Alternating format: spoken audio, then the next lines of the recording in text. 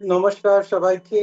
এইটা global solidarity কমিউনিটির দিক থেকে একটা পডকাস্ট, যেটা আমাদের সঙ্গে আজকে আছেন কঞ্চন সরকার। কঞ্চন একটা পলিটিক্যাল সায়েন্স আর সোশিওলজির প্রফেসর, কিন্তু ওর সঙ্গে সঙ্গে উনি হচ্ছেন একটা teacher, writer, but most importantly একটা অল্টারনেটিভ থিঙ্কার। আজকে ইনি আমার সাথে বসেছেন ওনার একটা লেখের ওপরে একটু ডিসকাশন করবার জন্য, যেটার টপিক আর নাম দুটোই খুবই ল্যাটারালি থিঙ্কিং বলতে পারা যায়। To be or not to be political. বাংলায় ইনি ওটার নাম দিয়েছে রাজনীতি পছন্দ নয় অনবার্যতা। তো কঞ্চন, প্রথমে আপনাকে স্বাগত জানাই। আপনি আমাদের so good to see you. আপনি আমাদের জয়েন করছেন অনেক দূর থেকে। আমি এখন দিল্লিতে, আপনি কোথায়? আমি কানাডার ব্রিটিশ কলম্বিয়ার একটা শহরে, ছোট শহরে, কেলোনা। আচ্ছা, তো এখন দিল্লিতে তো খুব গরম পড়েছে, আমাদের 40-45 ডিগ্রি যাচ্ছে। আপনাদের ওখানে ওয়েদারটা কেমন? ওয়েদার খুব ভালো, আমি দেখিনি, দেখে বলতে পারি, তবে মনে হয় আই বিলিভ 20 হবে, 20-22 কি 20-25-এর মধ্যে, চেক করিনি। ঠিক আছে, কলকাতায় বর্ষা, দিল্লিতে গরম, আর আপনার ওইখানে প্লেজেন্ট, এখানে মডারেট এখনো অব্দি। ঠিক আছে। তো আপনাকে আরেকবার স্বাগত জানাই। আপনার এই লেখ যেটার উপরে আজকে কথা হবে, এটা পড়ে আমার মনে হলো যে আমরা সাধারণত রাজনীতিকে একভাবে যেমনি করে ভাবি, ওইটা একটা পলিটিক্যাল পার্টি পলিটিক্স, সাংসদ নিয়ে, ইলেকশন, নির্বাচন, এইসব নিয়ে ভাবি। কিন্তু আপনি এটাকে একটা অন্য দৃষ্টিকোণ থেকে দেখে এই লেখটা লিখেছেন। আমি চাই আপনি একটু আমাদের বোঝান যে আপনার বক্তব্যটা কি পলিটিক্স কে নিয়ে, যেটাকে আপনার একরকম নতুন ডেফিনিশন দিচ্ছেন। আমি এক্স্যাক্টলি যে নতুন ডেফিনেশন দিয়েছি তা নয়, আমি পলিটিক্সের অর্থটাকে একটু ইলাবোরেট বা এক্সটেন্ড করেছি। পলিটিক্সের নর্মাটিভ যে ডেফিনেশন, সেটা হচ্ছে নিজের মতটাকে প্রতিষ্ঠা করা ডেসপাইট আদার্স রেজিস্ট্যান্স, সবাই মধ্যে দিয়ে নিজের মতটাকে প্রতিষ্ঠা করা। এখন সেটা এই রেজিস্ট্যান্সের কথা যখন, বাধার কথাটা যখন আমি বলছি, সেটা দুভাবে আসতে পারে। একটা ফোর্স, সেখানে তো বেশি কথা বলার অধিকার থাকবে না, হ্যাঁ, ফোর্স মানে পুলিশ, মিলিটারি, সরকার। আর একটা থাকে হেজিমনি, মানে সফট পাওয়ার, মানে কালচারাল ডমিনেশন। হ্যাঁ, আমি কথা বললাম অথচ আর একজনের কথা মনে হচ্ছে যুক্তি বেশি, সে আমাকে ডমিনেট করছে। যেমন উদাহরণ, যেমন আমি এই জিএসটি থেকেই দুটো উদাহরণ দিতে পারি। একটা হচ্ছে যখন গোপা বলল যে কলকাতায় যে সমস্ত মানে illegal construction without any notice ভাঙা হচ্ছে, যারা ভাড়াটিয়া তারা কি করবে? তাদের তো কোনো দোষ নেই, একটা তো নোটিশ দিতে হবে, তার প্রতিবাদ করা। বা হঠাৎ করে নিউ মার্কেট ওখানে হকার উচ্ছেদ না বলে করা হলো, তখন আমি গোপাকে সাপোর্ট করেছিলাম, কারণ আমি মনে করি যে কোনো কিছুই বিচ্ছিন্ন নয়, even women's issues are not separated from those issues. যেমন ইকোলজিক্যাল কোনো ডিস্ট্রাকশন হলে সবচেয়ে বেশি, বা এনভায়রনমেন্টাল ডিস্ট্রাকশন হলে সবচেয়ে বেশি চাপটা পড়ে মেয়েদের উপর। তারপরে আবার যতদূর মনে হচ্ছে পারমিতা এবং সম্ভবত মধুমিতাও বলল যে এই গ্রুপটা প্রতিষ্ঠা তো সাধারণভাবে মেয়েদের জেন্ডার ইকুয়ালিটির উপর, মেয়েদের উপর অত্যাচার ইত্যাদি থেকে প্রতিরোধের জন্য বা প্রতিবাদের জন্য। সেখানে এটা ইউজ করলে ব্যাপারটা ডাইভার্স হয়ে যাবে এবং সেটা অনেক সমস্যা হতে পারে। একদম ঠিক বলেছেন। এই যে গ্রুপটা বেনে আমরা প্রতিবাদ করছি, 2 বছরের মতন হতে চললো। আপনার এই লেখটা আসবে আমাদের ক্রনিকল, এই জিএসসি গ্লোবাল সলিডারিটি কমিউনিটি, যে আমরা এত বছর আমরা একসঙ্গে কাজ করে অনেক কিছু ভেবেছি, লিখেছি, ওইটার এখন আমরা একটা ডকুমেন্টেশন করছি। একটা বই বেরিয়েছিল গত বছর, একটা এখন বেরোতে যাচ্ছে। তো এই পডকাস্টটা হচ্ছে একটা সিস্টার পাবলিকেশন, যেটা আমরা ওইখানে পাবলিশ করব ওটার সাথে যাবার জন্য। আর আপনি একটা খুব সুন্দর লেখ লিখেছেন, যেটার উপরে আমি এইটা বুঝছি যে আপনি যেমনি বোঝালেন, এই যে পলিটিক্স এর বড় বড় জিনিস নিয়ে আমরা প্রোটেস্ট করি, প্রতিবাদ করি, কিন্তু এই ডেফিনেশনটা, যে জিনিসটা আমার খুব মনে লাগলো পড়ে আপনার আর্টিকেলটা, যে আমরা সকাল থেকে উঠে সারাদিনে আমরা কি কি করি, ওইটারও একটা পলিটিক্যাল সিগনিফিকেন্স আছে। ওইটা একটু বোঝান আমাদের। আমি যেহেতু আপনি সকাল থেকে বললেন, আর ওইটা তো নিশ্চয়ই বুঝতে পেরেছেন, আমিও মেনে নিলাম, গোপাল মেনে নিল, সো দ্যাট ইজ যে না ঠিকই তো, ওইটা যদি এখন সকাল থেকে উঠে আপনি যে টুথপেস্টটা ব্যবহার করছেন, কোন কোম্পানির টুথপেস্টটা ব্যবহার করছেন, সেটা পেপসোডেন্ট না কলগেট না নিম না আপনি ডাবর না রামবাবুর মানে Patanjali, this is also politics. তার কারণ হচ্ছে যে আপনি কেন ব্যবহার করছেন টুথপেস্টটা, আপনি কিসের দ্বারা ইনফ্লুয়েন্স হচ্ছেন, অ্যাডভার্টাইজমেন্ট বা প্রচার বা সেভাবে ইনফ্লুয়েন্সড হচ্ছেন। তো সেক্ষেত্রেও সেটা পলিটিক্স তো বটেই, একটা বিজনেস চালাচ্ছে কিভাবে সেটা ইনফ্লুয়েন্স করা হচ্ছে। যেমন ধরুন পতঞ্জলি এককালে খুবই বিক্রি হতো, এখন আর হয় না আর কি। তো ওখানে তার অনেক কারণ থাকতে পারে। তারপর মাল্টি ন্যাশনাল কোম্পানিও তাদেরও প্রোডাকশন কমে যাচ্ছিল। তো এই সকাল থেকে বা আর একটা যেটা একটু সিরিয়াস উদাহরণ দেওয়া যায়, আমি এটাও সিরিয়াস, কিন্তু এটা আমরা ক্যাজুয়ালি নি কোন টুথপেস্টটা ব্যবহার করছি। যেমন ধরুন একটা কাপল, সদ্য বিবাহিত একটা কাপল, তারা কখন সন্তান মানে নেবে, কথাটা তো আমি ঠিক ভালো বাংলা আসছে না, নেবে কথাটা যেন এরকম, যাই হোক, কখন তারা সিদ্ধান্ত নেবে সেটা আমরা ভাবি খুব ব্যক্তিগত। Is that true? যেমন ধরুন আমি দেখেছি আমার অনেক ছাত্রীদের ক্ষেত্রে যে তারা বা আমার বন্ধু বান্ধবের ক্ষেত্রে তারা সিদ্ধান্তটা নিতে পারছে না, তার কারণ ডে কেয়ার চায় 1200-1300 ভালো দিক থেকে। এখন এই টাকাটা প্রতি মাসে দেওয়া এটা খুব কঠিন। এখন গভর্নমেন্ট, আমি পার্টিকুলার উদাহরণ দিচ্ছি, বিসিতে যখন এনডিএ গভর্নমেন্ট এলো, তারা এই এক্সপেরিমেন্টালি ডেলি 10 টাকা করে কিছু কিছু ডে কেয়ারে চালু করলো। এখন তার মানে 300 টাকা, দ্যাট ইজ অ্যাফোর্ডেবল। তখন কি হয়, এখন কোন পার্টি কি সিদ্ধান্ত নেবে, তাদের টোটাল বাজেট, তারা কিভাবে রেভিনিউ সংগ্রহ করবে, সেই রেভিনিউ এর মধ্যে কোনটা কোন খাতে দেবে, কতটা কর্পোরেট ছাড় দেবে, কর্পোরেট ট্যাক্স বসাবে না ছাড় দেবে, কতটা পিপলের উপর ট্যাক্স করবে। সো এই যে পলিটিক্যাল ডিসিশন উপর তো নির্ভর করছে যে ওই আমি মানে ওই কাপলটা কখন সন্তানকে অ্যাকসেপ্ট করবে। হ্যাঁ, মানে কি হবে, ভালো বাংলা একটা বলতো, নেবে কথাটা ঠিক হয় না, এটা যেন বাজার থেকে নিচ্ছে আর কি। তো যাই হোক, কখন সারা সিদ্ধান্ত নেবে সেটা কিরকম লার্জার পলিটিক্স এর সঙ্গে যুক্ত আর কি। কিন্তু আমরা কি ভাবি, that is the personal choice, it's not always. So এইটা তো হলো কি how the societal and political environment affects our personal life.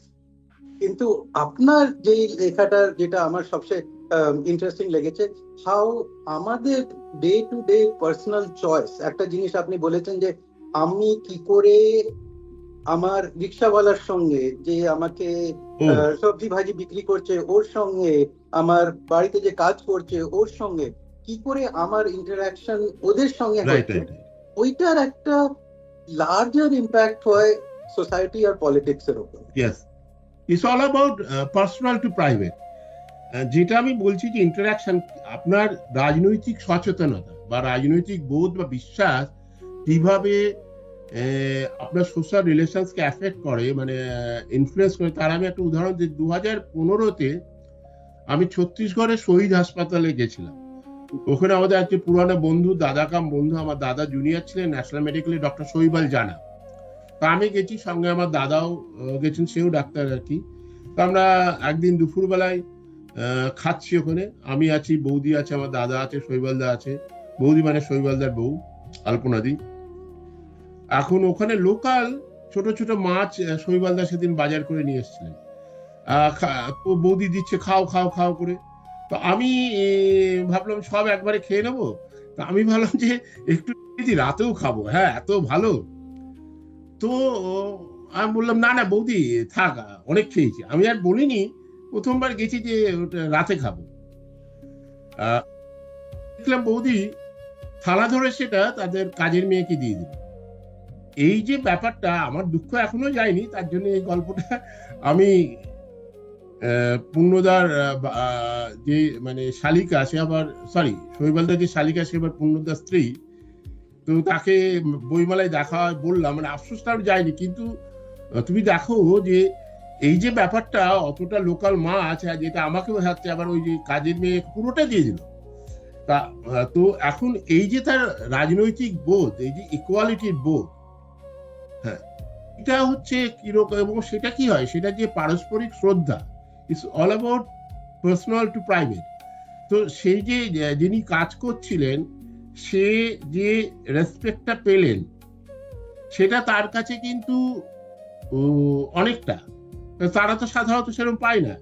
তাতে কি হয়, তাতে সেও অন্যকে শুধু রেসপেক্ট করতে শিখবে না, যদি সেটা নাই ছেড়েই দাও, সে কিন্তু আমার বাড়ির কাজটা খুব ভালো করে করবে যদি নিজের স্বার্থটাও দেখো। তুমি যদি রেসপেক্ট করো, এবং আমি বিভিন্ন এতে দেখেছি যে আমার কখনো বড় টিম ছোট টিম, যেটুক মানে খুব বড় টিম নিয়ে কাজ করিনি, কিন্তু ইউনিভার্সিটি বা পরবর্তীকালেও দেখেছি যে কাজের কোনো অসুবিধা হয় না। তার কারণ হচ্ছে যে আমি সবসময় এম্পাওয়ার করি, আমি মনে করি সবাই যথেষ্ট স্মার্ট। হ্যাঁ, এখন E=mc² বুঝতে হবে তা না, দৈনন্দিন জীবনে ওটা কোনো কাজে লাগে না আমাদের। হ্যাঁ, ওটা আমি তো বুঝি না, যাই হোক। কিন্তু সবাই স্মার্ট, তাকে যদি এম্পাওয়ার করা হয়, হ্যাঁ তুমি যদি লিডার হও, তোমাকে খেয়াল রাখতে হবে কোথায় কি হচ্ছে না হচ্ছে। এরকম আমি অজস্র উদাহরণ দিতে পারি, আমি আরো যদি চাও আমি দিতে পারি। হ্যাঁ না, এইটা এই জিনিসটাই আমাকে সবচেয়ে এফেক্ট করেছে, যে পলিটিক্সটা যেই ডেফিনেশন, ওইটা আমরা নিজের থেকে অনেক ডিস্টেন্ট ভাবি। আর অনেকবার আমরা এটা ভাবি যে আমি পলিটিক্সে নেই, আমি পলিটিক্স করতে চাই না, আমি এই পলিটিক্যাল, এই স্টেটমেন্ট দিয়ে আমরা অনেকবার নিজেকে ডিফাইন করবার চেষ্টা করি। কিন্তু আমাদের day to day activity, interactions, choices that we make somehow are all political. So আমার কোয়েশ্চেনটা আপনার সঙ্গে এই হচ্ছে যে এই জিনিসটাকে আমরা ভাবি যে আমাদের রেগুলার কাজ, আপনার লেখে একটা আছে যে আপনি কি করে বাইরে পাবলিক রেস্টরুম, বাথরুম ইউজ করেন, ওটাকে ইউজ করার পরে নোংরা ছেড়ে আসেন কি ঠিকঠাক করে আসেন। আপনি যখন কোনো রেস্টুরেন্টে গিয়ে খাবার খাচ্ছেন, তো কতগুলো ন্যাপকিন আপনি ইউজ করছেন। রাস্তা ক্রস করবার সময় আপনি লোকেদের ইনকনভিনিয়েন্স করে হঠাৎ রাস্তার মাঝখানে হেঁটে যাচ্ছেন। এইসব জিনিসগুলোরও একটা পলিটিক্যাল অ্যাঙ্গেল আপনি বুঝিয়েছেন, এটাকে একটু আরো এলাবোরেট করবেন? হ্যাঁ, আমি যেটা বলতে চাইছিলাম যে যদি আমি যেমন প্লেনে ল্যাবরেটরি, মানে যদি আমি নোংরা করে আসি, কাগজ টাগজ একটু ফেলে এলাম, তাহলে কি হবে? আমি যদি শুধু আমারটাই ভাবি, যা হাই করে ফেলে দিলাম, আমি হয়তো ওইটা খোলার চেষ্টা করছি না, যা হাই করে হয়তো ভাবছি আবার হাতটা নোংরা হয়ে যাবে, যা হাই করে মেঝেতে ফেলে দিয়ে এলাম। হ্যাঁ, আমি ভাবছি আমার তো হয়ে গেল, পরবর্তী লোকও কিন্তু মেঝেতে ফেলবে। তা আবার যখন আমি কয়েক ঘন্টা পরে, এক সময় তো আমায় যেতে হবে আবার, তখন কিন্তু ওই মেঝে ভর্তি হয়ে যাবে। যদি আর এটা রেস্টুরেন্টের ক্ষেত্রেও তাই, বা সব ক্ষেত্রেই তাই।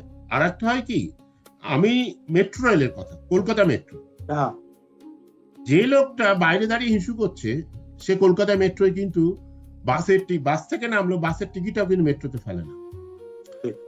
একটা স্টেশনই নোংরা কলকাতা মেট্রো, গিরিশ পার্ক। সেটা আশপাশের ডেমোগ্রাফিটা দেখো, গিরিশ পার্কের আশপাশে, এবং সেখানে পানির পিকটিক ফেলে লোকে, দেওয়ালে আছে। হ্যাঁ, তার কারণ একজন ফেলছে আর একজন ফেলছে, এই যে ইনফ্লুয়েন্স একটা, হ্যাঁ, যে আমি সেটাই বলছি যে যদি তুমি একটু লার্জার পার্সপেক্টিভে ভাবো যে না আমি যেটা করছি আমার কাজটা এখানেই শেষ হচ্ছে না, এটা এফেক্টটা সুদূর প্রসারী, সেই কথাই আমি বলছি। বা এভরিথিং মানে পাওয়ার রিলেশনে, মানে আমি কিভাবে কার সঙ্গে কথা বলছি, ছাত্রের সঙ্গে কি আমার প্রতিবেশীর সাথে, বড়লোক আত্মীয় হলে আমি কফি মাছ খেতে দিচ্ছি, সঙ্গে পরের দিন যখন গরিব বা তার সঙ্গে হয়তো একটা গরিব আত্মীয় আছে, পরের দিন সেই গরিব আত্মীয়টি এলে তাকে কিভাবে রিসিভ করছি, এগুলো all about power. It could be মানে ফাইন্যান্সিয়াল পাওয়ার, পজিশনাল পাওয়ার, এবং তার আগে সেই গরিব আত্মীয় কিন্তু তখন সে শিখবে যে না, তার চেয়েও যে গরিব তার সঙ্গে সে সেইভাবে ব্যবহার করবে। কিন্তু আমি যদি এটা ভাবি একটু লার্জার পার্সপেক্টিভে, তাহলে যে খুবই স্বার্থ হয় তা না। আমার সমস্ত উদ্দেশ্য বলা এটা যে এমন নয় যে লোককে আমি কোন রকম বলতে চাচ্ছি যে কি politics. What I wanted to transmit is that তুমি তোমার ক্ষতি না করেও তোমার প্রয়োজনীয় ন্যাপকিন তুমি নাও না। ন্যাপকিন বেশি নিলে কোম্পানি যদি লসে রান করে সে তো করবে না, সেটা আমার উপর দিয়ে দামটা চালু করবে, না পারলে ওটা উঠে যাবে, তখন চাকরিগুলো যাবে। তো একটু যদি আমরা সচেতন হই, একটুকু নিজে ত্যাগ স্বীকার না করে, যে কটা ন্যাপকিন প্রয়োজনীয় ন্যাপকিন তুমি নাও না, সেরকম, বা যত্রতত্র যদি আমি একটা শপিং মলে ইতে গিয়ে কার্ট রেখে দিই, অন্যরাও করবে, তখন তো একটা ক্যাওস হয়ে যাবে। তো এইটা যদি একটু আমরা ভাবি আর কি, যে একটু এগিয়ে পেছিয়ে যদি ভাবি, আমি সে কথাই বলতে চাই। পঞ্চন, ওইটাই আমি দেখছি যে যদি বাংলায় বলি নৈতিকতা আর ভদ্রতা, ওই জিনিসগুলো আগে আমাদের কোয়ালিটি, ওর মধ্যে কতটা পলিটিক্স ইনভলভ হয়ে যাচ্ছে, রাজনৈতিকতা ইনভলভ হয়ে যাচ্ছে। আর ইংরেজিতে যদি বলি সিভিলিটি আর এথিক্স, যেটা আমাদের হচ্ছে, how political they are. So আপনার সঙ্গে কথা বলে এটাই আমি ভাবছি যে যেটা আমি ভাবতাম যে এটা আমার নিজস্ব একটা মরাল স্ট্যান্ডার্ড হচ্ছে, ওর মধ্যে বাইরের থেকে কত একটা ইনফ্লুয়েন্স আসছে, including my political views and the politics of people around me. এইটা একটা খুবই রিফ্রেশিং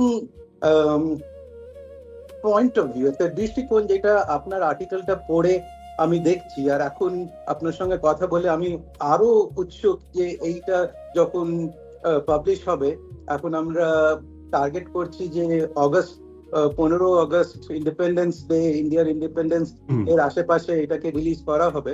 তো আমি খুব রাখবো মনে যে ওইটাকে, পুরো আর্টিকেলটা অন্য লোকেরাও পড়ে, অন্য লোকেরা কিভাবে ওটা শেয়ার করি। আমি ফরচুনেট যে আমি একটা অ্যাডভান্স কপি পেয়ে ওটা দেখেছি আর আপনার সঙ্গে এই ডিসকাশনটা করতে পারছি। আপনি নিজের আর্টিকেলটা শেষ করেছেন একটা সত্যজিৎ রায়ের কোট, ঋত্বিকের কোট দিয়ে। আচ্ছা আচ্ছা, ঋত্বিক ঘটকের, ঋত্বিক ঘটক, হ্যাঁ, যে ভাবুন, আমি ওই ভাবার কথাটাই বলছি। আমি বললে তো লোকে শুনবে না। ঋত্বিক ঘটকের ওই কোটটা আপনি পুরোটা বলুন, আর ওইটা আপনি কি কনভে করতে চাইছেন at the end of your writer, ওইটা আমাকে একটু শোনান। আমি যেহেতু এই গ্রুপটা অভয় মঞ্চের পরিপ্রেক্ষিতে হয়েছিল, আমি একটা কথা বলি যে 2024-এ 14-15 আগস্ট রাতটা আমরা যেটা দেখেছি সারা ভারতবর্ষের ইতিহাসে এরকম হয়।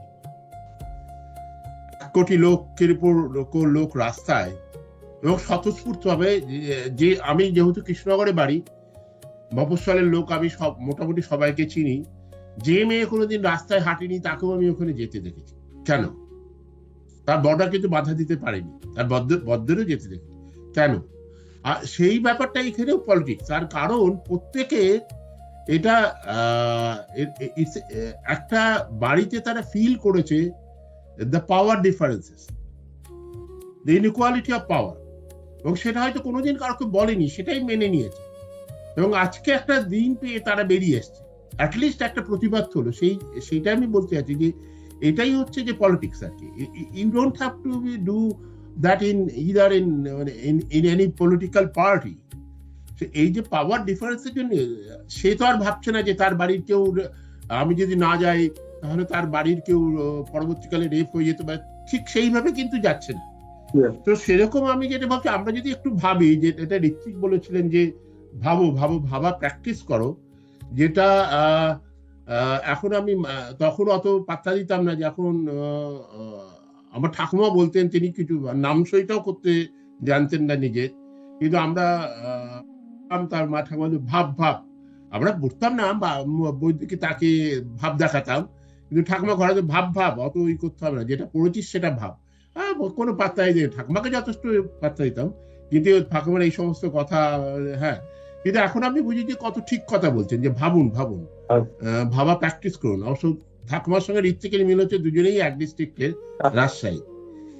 এমনকি লাস্ট একটা কথা বলি, যে এই যে যেটা পলিটিক্যাল যে ব্যাপারটা হয়তো প্রথমেই বলা উচিত ছিল, আমি 1 মিনিট 1.5 মিনিট দাও, 1 মিনিট, যে আমরা যেমন বাড়িতে, মানে লাস্ট যেটা একটা ব্যাপার, যে বাড়িতে তো একটা ফ্যামিলি পরিবার থাকে, তো তার কিছু নিয়ম কানুন থাকে, তো সেই নিয়ম কানুন যাতে রক্ষা করা হয়, তার জন্য কেউ থাকে তো বাড়িতে।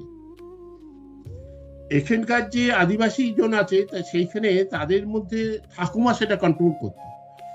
এখানে আদিবাসী ভাষায় ঠাকুমার যে প্রতিশব্দটা, সেটা এই মুহূর্তে আমার মনে পড়ছে না, সেটা হচ্ছে তার মানেটা দাঁড়ায় গভর্নমেন্ট। সেরকম এই যে বাড়িতে যেমন একজন থাকেন কেউ, যেমন বেশিরভাগ ক্ষেত্রে এখন বাবা বা মা বা প্যারেন্টস, সেরকম সরকার হচ্ছে আমাদের সেই, যে কিভাবে সবকিছু ঠিকঠাক চলছে কি চলছে না, সেই ব্যাপারটা দেখে। তো সুতরাং বাড়িতেও পলিটিক্স হচ্ছে, কিন্তু পাওয়ার, হ্যাঁ ঠাকুমা বলছেন, ঠাকুমাকে মানতে হবে, সেই পাওয়ারটা নানা রকম ভাবে আসতে পারে। সেই পাওয়ারটা আসতে পারে নর্মাটিভ, মানে নর্মস, মানে ঠাকুমা বড়, অতএব ঠাকুমার কথা শুনতে হবে। কিন্তু আমরা পলিটিক্স কথাটাকে, মিডিয়া চেয়েছে যে আমরা পলিটিক্যাল লোকদের দেখে পলিটিক্স করাটাকে ডার্টি ভাবে, আমরা সেভাবে করি। মিডিয়া তার জন্য দায়ী, পলিটিক্যাল লোকরা দায়ী। ধর্ষিত লোককে যদি মালা পরানো হয়, তাহলে তো পলিটিক্যাল লোক বা কোনো কেউ, ধরো রাজনীতি থেকে, মানে পার্টি শেষ, তবুও চার্টার প্লেনে দিল্লি চলে যাচ্ছে। তো এই যদি পলিটিক্যাল লোকদের হয়, হ্যাঁ, তাহলে আমরা পলিটিক্সকে কেন আমরা ঘৃণা করব না? কিন্তু পলিটিক্সে যদি ঠিকঠাক সবাই না আসে, তাহলে আরো বেশি, আজকে পাশের বাড়িতে হচ্ছে, আজকে তোমার বাড়িতে হবে, তখন ধর্ষিত লোককে মালা পরাবে, চার্টার ফ্লাইটে লোকে দিল্লি যাবে, এরকম আরো অনেক কিছু হবে। এই জিনিসটা যেটা আপনি এমফাসাইজ করলেন, এইটা এত ইম্পর্টেন্ট, কেন কি আমরা যেই চিন্তা ভাবনা দিয়ে পলিটিক্স এর দিকে দেখি, এটা কিন্তু ওইটা নয়। সরি, ধর্ষককে, আমি ধর্ষিতকে বলছি, ধর্ষককে মালা পরানো। এক্স্যাক্টলি, আপনি ওই টার্মটা খুঁজছিলেন, সরকার মানে গভর্নমেন্ট, আর আপনিও সরকার, তো আপনার অনেক আমার একটা দায়িত্ব আছে না? নিশ্চয়ই, এটাই তো সবচেয়ে বড় কথা। সরকার থেকে সরকারের কথা শুনছি, বুঝছি। তো কাঞ্চন সরকার, আপনি আপনার টাইম দিলেন আমাদের এই ডিসকাশনের জন্য। আপনি এত সুন্দর আর্টিকেল লিখেছেন, ওটাও আমরা পড়বো। লাস্টে এটাই বললি, যে ঋত্বিক ঘটক বললেন, think think practice how to think. এই কথা নিয়ে, হ্যাঁ একদম, এই কথা নিয়ে আজকে শেষ করছি। একটু ভাবলেই সমস্যা মিটে যায়, একটু ভাবতে হবে। Exactly, exactly. তো আজকের মতন এইখানেই আমরা শেষ করি। Thank you so much, thank you তোমাকে, পারমিতাকে। নিশ্চয়, নিশ্চয়, আবার দেখা হবে। সবার জন্য থ্যাংক ইউ। আর আমাদের অডিয়েন্স যারা পুরো বিশ্ব থেকে আমাদের জয়েন করছে, আপনারা তো দেখছেন, এটা গ্লোবাল সলিডারিটি কমিউনিটি। কেউ আমেরিকায় বসে আছে, কেউ কানাডায় বসে আছে, কেউ ইন্ডিয়ায়, কেউ অস্ট্রেলিয়ায়। ওইটা কি সবাই দেখছে? হ্যাঁ, তো এইটা আমাদের অডিয়েন্স হচ্ছে। আর আমরা এটা চেষ্টা করছি যে এই টাইমটা যে আমরা একসঙ্গে কাটিয়ে এত কিছু ভাবনা চিন্তা করলাম, ওর একটা খুব ভালো ডকুমেন্টেশন হচ্ছে।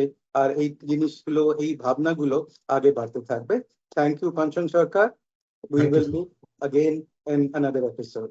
Bye bye. Thank you, Joy. Thanks, Marlon.